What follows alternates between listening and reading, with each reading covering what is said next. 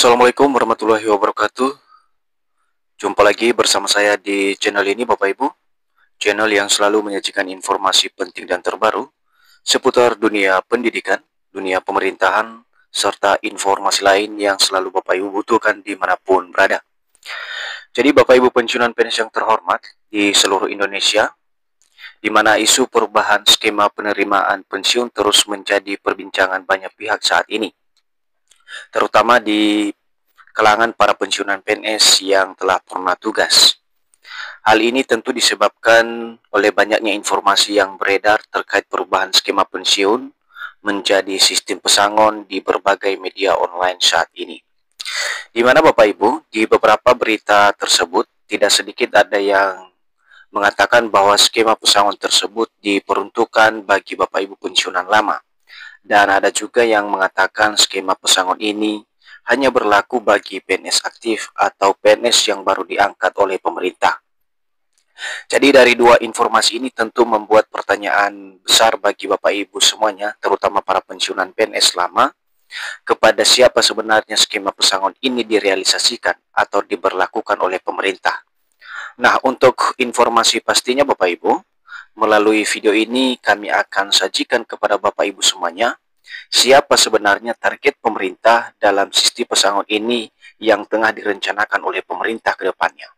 Dan agar Bapak Ibu tidak ketinggalan setiap informasi dari channel ini, jangan lupa dukung terus channel ini dengan menekan tombol subscribe, like, komen, dan bagikan video ini, serta aktifkan lonceng notifikasinya, agar setiap informasi yang kami bagikan melalui channel ini dapat terupdate di layar HP Bapak Ibu dimanapun berada. Langsung saja kita simak informasi selengkapnya Bapak Ibu.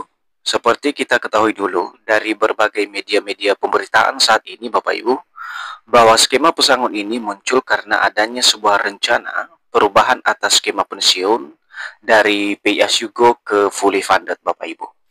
Di mana selama ini skema Pay As You Go ini didanai penuh oleh pemerintah melalui APBN yang menjadi penghargaan atas jasa-jasa Bapak Ibu PNS yang telah purna tugas yang diakumulasikan dalam gaji bulanan Bapak Ibu pensiunan PNS. Akan tetapi Bapak Ibu, belakangan setelah dikaji kembali oleh pemerintah melalui Kementerian Keuangan atau Kemenkeu, dinilai skema daripada Pay As You Go ini sangat membebani daripada anggaran pendapatan belanja negara. Sehingga dicanangkan oleh pemerintah Bapak Ibu, skema fully funded ini menjadi solusi alternatif bagi pemerintah agar stabilitas APBN tetap terjaga ke depannya. Karena pembiayaan daripada dana pensiun dengan skema fully funded ini diambil dari iuran antara PNS dan pemerintah, dan kemudian dana tersebut diinvestasikan sebagai dana pensiun Bapak Ibu setelah purna tugas sebagai PNS nantinya. Lantas, siapa yang menjadi target dari sistem pesangon ini atau skema fully funded ini yang sedang dicanangkan oleh pemerintah saat ini? Berikut kami jelaskan kepada Bapak Ibu targetnya dan penerima daripada sistem pesangon ini melalui skema fully funded. Selanjutnya Bapak Ibu, sebagai rujukan kita terkait dengan target penerima atau rencana sistem pesangon ini atau kata lain skema fully funded ini ke depannya, tentu kita akan simak secara bersama-sama siapa sebenarnya target dari penerima sistem pesangon ini dengan skema fully funded ini ke depannya Bapak Ibu. Maka kita coba simak artikel yang satu ini.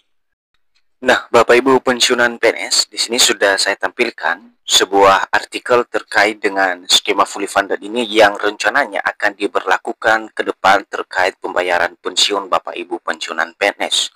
Nah, judulnya ini Bapak Ibu, mengenal skema fully funded, rencana baru untuk pembayaran uang pensiun PNS. Nah, kita coba simak ulasannya Bapak Ibu. Baru-baru ini terdapat kabar menjelaskan bahwa sistem pembayaran uang pensiun PNS akan diubah menggunakan skema fully funded. Sebetulnya apa itu skema fully funded pada sistem pembayaran uang pensiun? Jadi ini poin utamanya Bapak Ibu terkait dengan skema baru pesangon atau pembayaran uang pensiun Bapak Ibu PNS ini. Nah, seperti kita ketahui dulu Bapak Ibu, selama ini pemerintah membayar uang pensiun untuk para pensiunan pegawai negeri sipil menggunakan skema Pay As You Go. Ini seperti yang saya jelaskan tadi Bapak Ibu ya, di mana skema Pay As You Go ini didanai penuh oleh APBN Bapak Ibu. Nah, kemudian kita simak Bapak Ibu, apa saja yang menjadi uh, pemahaman kita terkait dengan skema fully funded ini. Nah, pada sistem pembayaran daripada skema fully funded ini Bapak Ibu, kita akan simak ulasannya. Pada sistem pembayaran uang pensiun PNS, skema fully funded merupakan metode pembiayaan yang dilakukan dengan cara diangsur bersama-sama melalui iuran para peserta untuk memenuhi besaran dana yang diperlukan dalam pembayaran uang pensiun. Jadi untuk skema fully funded ini Bapak Ibu dapat dipahami metode ini pembiayaannya itu secara bersama-sama, baik itu PNS sendiri maupun pemerintah, yang kemudian nanti anggaran itu atau dana tersebut dikumpulkan dan diinvestasikan sehingga dana tersebut menjadi dana yang akan dibayarkan kepada Bapak Ibu nanti setelah purna tugas. Berikutnya Bapak Ibu, kalau kita simak siapa saja yang menjadi peserta atau yang berkewajiban dalam hal penerima dari skema baru ini nanti. Dalam hal ini, pihak yang berkewajiban untuk membayar iuran tersebut adalah PNS aktif serta pemerintah selaku pemberi kerja.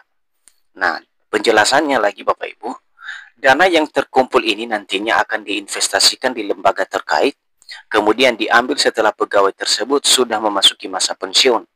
Dengan demikian, uang pensiun PNS tidak akan membebani daripada APBN negara di masa mendatang. Nah, secara garis besar bisa kita pahami Bapak Ibu ya, bahwa skema fully funded ini nanti kemungkinan besar diberlakukan atau diimplementasikan kepada para PNS aktif saat ini yang akan purna tugas atau pensiun ke depannya. Tapi kita coba simak Bapak Ibu, bagaimana penjelasan terkait hal ini di dalam kerangka ekonomi makro dan pokok-pokok kebijakan fiskal pada tahun 2025. Nah, Bapak Ibu semuanya, di sini sudah saya tampilkan sebuah dokumen terkait dengan kerangka ekonomi makro dan pokok-pokok kebijakan fiskal tahun 2025 edisi pemutakhiran. Apakah targetnya ini pensiunan lama atau PNS aktif atau PNS yang baru diangkat? Nah, Bapak Ibu semuanya, kita coba simak ulasan berikut yang sudah masuk ke dalam kerangka ekonomi makro dan pokok-pokok kebijakan fiskal terkait dengan target penerimaan daripada skema baru pensiun pada tahun yang akan datang.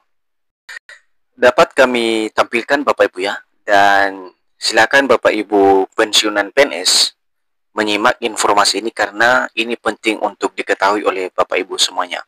Nah, di box 4 terkait dengan reformasi perlindungan hari tua bagi ASN yang termaktub di dalam kerangka ekonomi makro dan pokok-pokok kebijakan fiskal tahun 2025 edisi pemutakhiran, di mana pada paragraf terakhir ini Bapak Ibu terkait dengan dana pensiun yang sedang dicanangkan pemerintah saat ini dan targetnya kepada siapa, kita coba simak Bapak Ibu.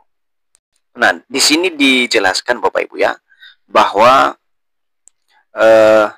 memperhatikan berbagai tantangan di atas, pemerintah menyadari bahwa reformasi program pensiun ASN merupakan suatu kebijakan yang bersifat urgent untuk segera ditempuh. Secara garis besar, arah reformasi program pensiun bagi pegawai ASN ke depan akan terbagi ke dalam dua kelompok besar, yaitu yang pertama, perubahan skema program untuk PNS existing, dan yang kedua, pengembangan program baru untuk PNS baru dan P3K. Nah, Bapak Ibu semuanya, dapat dipahami dari informasi atau penjelasan akurat yang dimuat di dalam kerangka ekonomi makro dan pokok-pokok kebijakan fiskal tahun 2025 ini, dijelaskan bahwa ada dua kategori yang menjadi sasaran atau target daripada skema baru ke depan ini terkait dengan dana pensiun Bapak Ibu.